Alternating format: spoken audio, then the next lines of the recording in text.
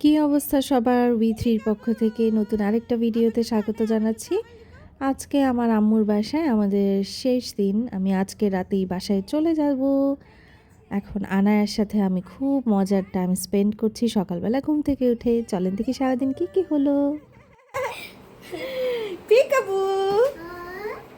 Wow TikTok এই রে দরজা খুলবো তুমি দরজা খুলবা ডাপ্পা আনায়া! পিকাবু! আনায়া কি করছো? আম্মু, আনায়া কি তোমার আপু হয়? হ্যাঁ আমার আপু আপু আপু হ্যাঁ সিস্টার কোথায় ডাকো সিস্টারকে ডাকো না এখান থেকে ডাকো আম্মু, আনায়া কি তোমার আপু হয়? আমার আপু হ্যাঁ তুমি আপু হও হ্যাঁ আপু! তুমি কি আমার আপু ওই দেখো কি বের করো আছে ছোট ডিম পেয়ে গেছি আরেকটা পেয়ে গেছো আরেকটা পেয়ে গেছো আর এই বড় বাচ্চাটা কি করে? বড় বাচ্চা?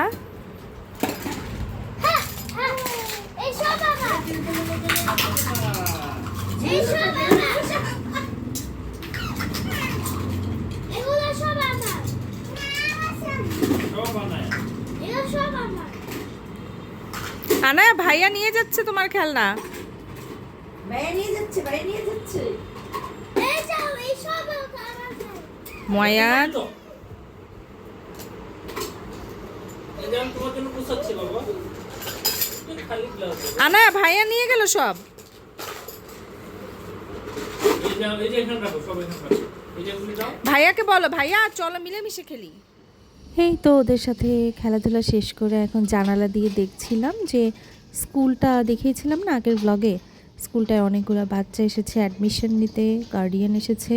আমি এখানে বসে থাকলেই স্কুলটা দেখি, মজা লাগে আমার।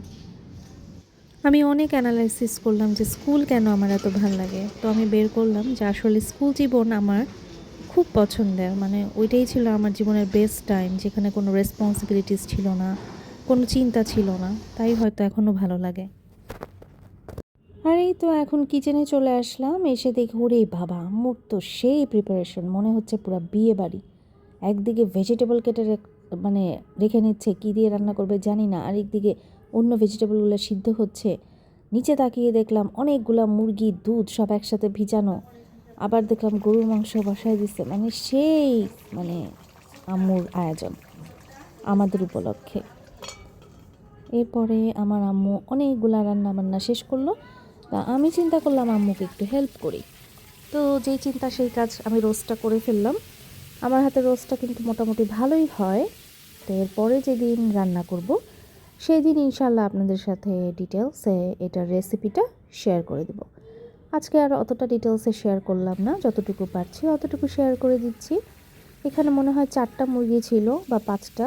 তো আমি এটাকে হালকা লবণ দিয়ে আর একটু ফুড কালার দিয়ে ভেজে নিচ্ছি। এই তো সবগুলো মুরগি আমি ভেজে ভেজে রাখছিলাম, ভাজা শেষ হলেই রান্নার প্রসেসে চলে যাব। আপনাদের সাথে একটা মজার কথা শেয়ার করি, হ্যাঁ। এই যে এরকম রোস্ট রান্না হলে, মানে আমরা তো এইটাকে বলি রোস্ট, তাই না? আমার ছেলে মনে করে কি যে রান আর থানের যে পিসটা, এটার নাম হচ্ছে রোস্ট, মানে এই পুরাটা যে রান্নাটা রোস্ট, এটাও বুঝে না। এখনও ভিডিও এডিট করতে করতে আমাকে বলছে, না মা আমি চিনি তো রোস্ট কোনটা, চিনি তো। তা আমি এরকম পিকচারটা দেখায় বললাম কোনটা, ও সেই রামথানের পিসটাকে আঙ্গুল দিয়ে দেখায়, বলে এই যে রোস্ট। আচ্ছা এনিওয়ে, এইদিকে হচ্ছে আমার আম্মু রান্নাবান্না সব শেষ করছিল, এদিকে চিংড়ি করছিল, আর এক চুলায় ছিল হচ্ছে গরুর মাংস। আর এই তো আমি পেঁয়াজটা ভুনে নিচ্ছিলাম, পেঁয়াজ বাটা রোস্টের জন্য। তারপরে আমি এখানে রোস্টের মশলা অ্যাড করে দিলাম, প্যাকেটের মশলা।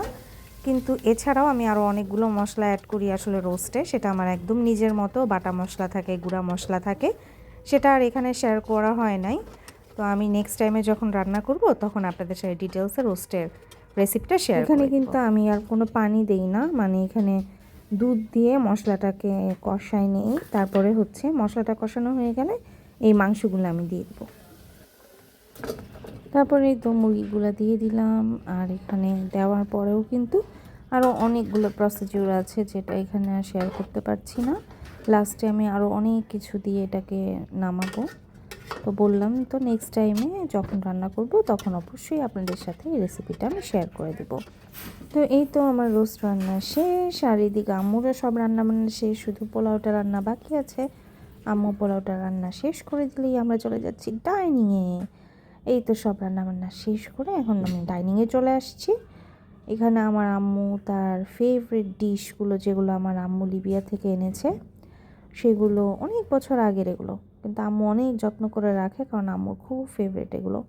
তো এগুলোতে আম্মু সুন্দর করে ডেকোরেট করে টেবিলটা সাজিয়ে দিয়েছে, যেন আমরা সবাই অনেক মজা করে খেতে পারি। আসলে খাবার রান্নাও যেমন ভালো হতে হবে, ডেকোরেশনটাও কিন্তু ইকুয়ালি ইম্পর্ট্যান্ট। মানে খেতে বসলে যদি ভালোই না লাগে দেখতে, তাহলে কিসের খাওয়া? আগে দর্শনধারী পরে গুণ বিচারি, তাই না? এটা দেখি না, তোমাকে প্লেট দিচ্ছি না। তুমি কি ডাইটে আছো আনায়া? দেখছো মাম্মি চেয়ারে পাপা বসে গেছে, দেখছো? ও আনাকে এখানে কয়টা এই যে দিচ্ছে নিশ্চয় না হয়েছে তো। এই তো আমাদের বাসার পাকা বুড়ির পাকনামি সবসময় চলতেই থাকবে। তো আজকের ভিডিওটা আপনাদের কাছে কেমন লেগেছে অবশ্যই জানাবেন, আর আমার চ্যানেলটা কিন্তু প্লিজ সাবস্ক্রাইব করে শেয়ার করে দিবেন এবং আমার সাথেই থাকবেন। ধন্যবাদ।